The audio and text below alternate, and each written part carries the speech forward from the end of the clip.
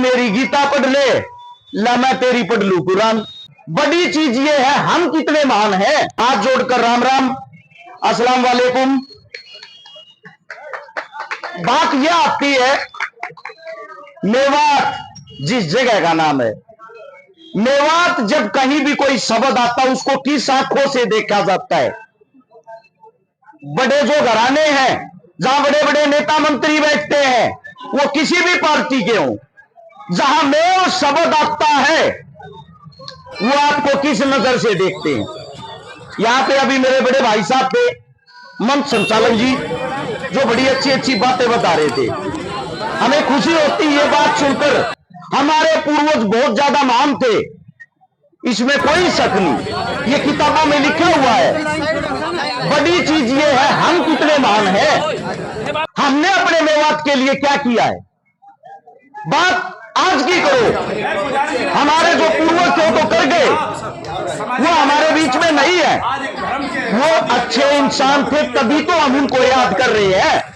लेकिन रोना इस बात का आता है, पार्टी कोई भी हो, सरकार कोई भी हो, राज आते हैं चले जाते हैं, राज आएंगे चले जाएंगे।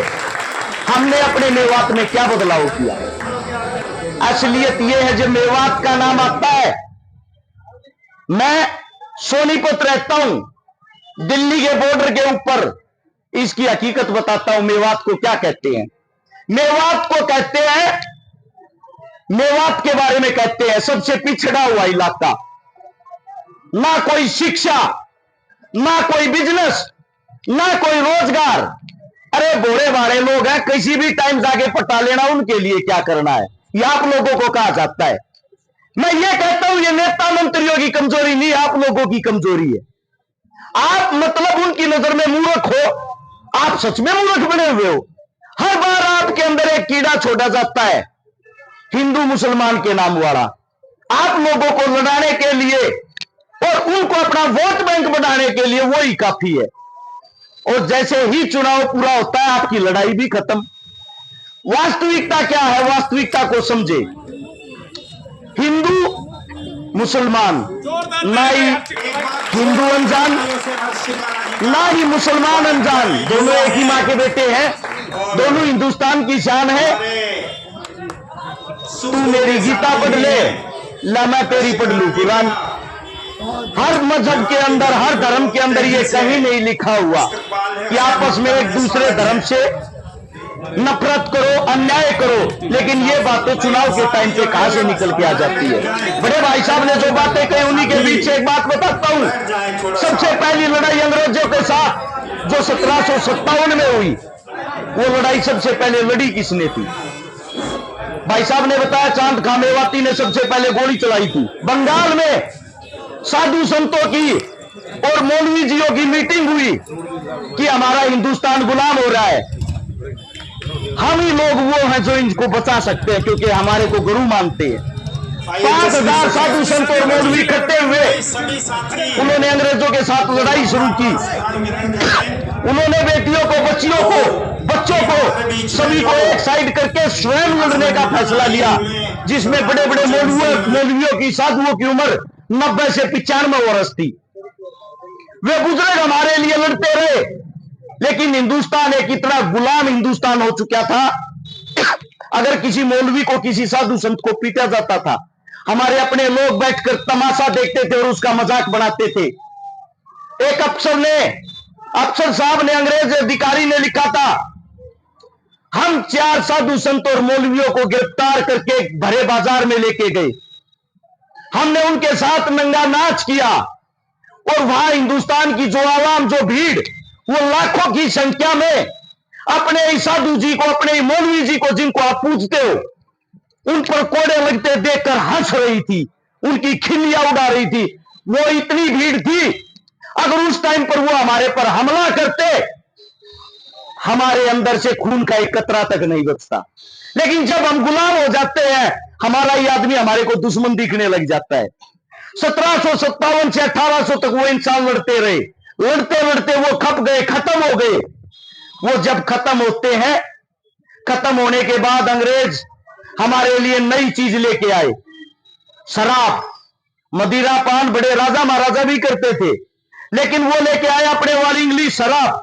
1832 में बंगाल के अंदर पहली शराब की दुकान खोली और उन्होंने हर इंसान को फ्री शराब पिलाई। जब 10 दिन वो शराब पीते पीते हो जाते, हमारे आदमी उसके आदी हो चुके, शराब लेने के लिए भीड़ लगने लग गई, तब अंग्रेजों ने 10 दुकानें और खोल दी और वो शराब पैसों में बेचनी शुरू कर दी। आज के हालात ये है, हर गांव के अंदर आपको अस्पताल मिले या ना मिले, ठेका जरूर मिलेगा। हर गांव के अंदर स्कूल शिक्षा की कोई चीज मिले या ना मिले, ठेका जरूर मिलेगा। मैं आप सबसे पूछना चाहता हूं, ठेके के अंदर ऐसी कौन सी अच्छाई है? शाम को जिसके बाहर जाएंगे आपको भीड़ नहीं मिलेगी। मजदूर, गरीब, मेहनत करने वाला इंसान 100 रुपए दिन में कमाता है तो 100 रुपए वहां ठेके पे लगा देता है, क्योंकि उन लोगों ने आप लोगों को आदी बना दिया है।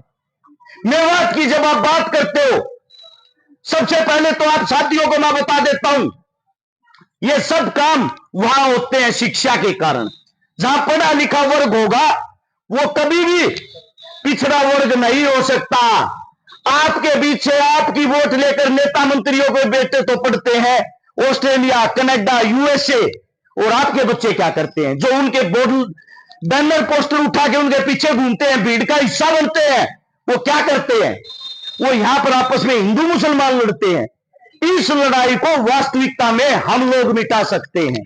राजा को बनाने वाली प्रजा होती है। प्रजा क्या यह सोचने के लिए भी अंधी बहरी हो चुकी है हमें किसे चुनना है? आप सभी साथियों को बता देता हूं, जब तक शिक्षित नहीं होगे आप कोई भी फैसला सही नहीं ले सकते।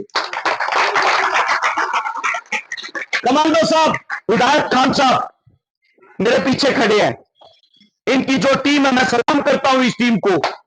मैं सबसे पहले आप लोगों को बता दूं, कमांडो साहब, विधायक खान साहब किस परिवार से ताल्लुकात रखते हैं, किस धर्म में इन्होंने जन्म लिया है, ये मायने नहीं करती। मायने करते हैं इनके कर्म।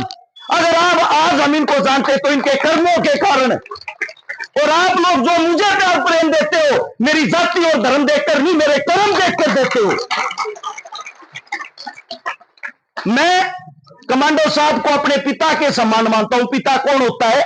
जन्म देने वाला, पैदा करने वाला, जिसका नाम हमेशा हमारे नाम के पीछे जुड़ता है।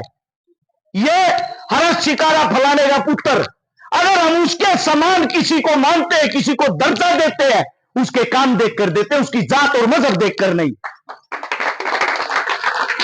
जितने नौजवान साथी हैं सबके सब फोन चलाते हैं, जितने छोटे बच्चे फोन चलाते हैं। आप लोग जो इनको दिखाओगे वो वही सीखेंगे। फोन के अंदर क्या आता है? फोन के अंदर हिंदू मुसलमान भाईचारे को बिगाड़ने वाली बात से अलग कोई चीज परोस के आपको दी ही नहीं जाती। और आप उसी चीज को देख के जो यूथ है, नए बच्चे हैं जिनकी मात्र उम्र 5-5, 6-6 साल है, वो भी हिंदू मुसलमान की बातें करने लग गए। जिनको आज तक अच्छी पहनी नहीं आली वो हिंदू मुसलमान की बातें करते। क्यों? क्योंकि उनको दिखाया वही जाता है। मैं आप सभी साथियों से एक विनती करता हूं, इस मेवात को बचा लो। दोबारा से मेव के अंदर एकता हुई है। जो वो पंचायत थी, जिस पंचायत के अंदर आप लोगों ने दमखम दिखाया, उसके बाद दोबारा से आप लोग अपने पैरों पर खड़े हुए हो और सरकार को आप लोगों ने वापिस हटाया है, वापिस बैक फुट पे लाया है। आप सभी साथियों से इतना ही कहूंगा, पहली बात, राजनीति एक ऐसी चीज होती है जो 5 साल में चुनाव आता है, सब पार्टियां, सब नेता अपना दमखम दिखाते हैं, उसका हिस्सा बनो, अपनी वोट डालो। बाबा साहब भीमराव अंबेडकर जी ने आपको जो वोट की ताकत दी उसका इस्तेमाल करो, लेकिन उनके चक्कर में पड़ के अपना भाईचारा कमजोर मत करो। अपने भाई को अपने भाई का दुश्मन मत देखो। शिक्षा की जो शुरुआत की है, मैं आप सभी साथियों को बता देता हूं, मेवात के अंदर 3 चीजों की बहुत ज्यादा जरूरत है: शिक्षा, स्वास्थ्य और रोजगार। शिक्षा की जो पहल की कमांडो साहब ने, शिक्षा वो मंदिर है, यहां से जो आप सीखोगे, जो आप पढ़ोगे। हमारे बड़े बुजुर्ग जो हमारे सामने बैठे, इन्हीं का कहना है 2 चीजों को जिंदगी भर कोई नहीं बांट सकता, एक ज्ञान और दूसरी जान, यानी कि आपकी ताकत। तो आप सभी साथियों को बता देता हूं, जो शिक्षित होगा एक शिक्षित होने के कारण, एक सरकारी नौकरी लगने के कारण, या एक इंसान का रोजगार करने के कारण 3 पीढ़ियां सुधरती है। स्वयं वो अपने पैरों पर खड़ा होता है, वो अपने मां बाप की सेवा करता है, वो अपने बच्चों को अच्छा भविष्य देके जाता है। शिक्षा हमारे लिए सबसे बड़ा मंदिर है, शिक्षा हमारे लिए सबसे बड़ा मस्जिद है। इसकी पूजा जरूर करें। और कमांडो साहब जो कदम उठा रहे हैं, यह अकेले इनका नहीं, पूरे मेवात को बदलने का है। मेवात को बदलने का कार्य करें।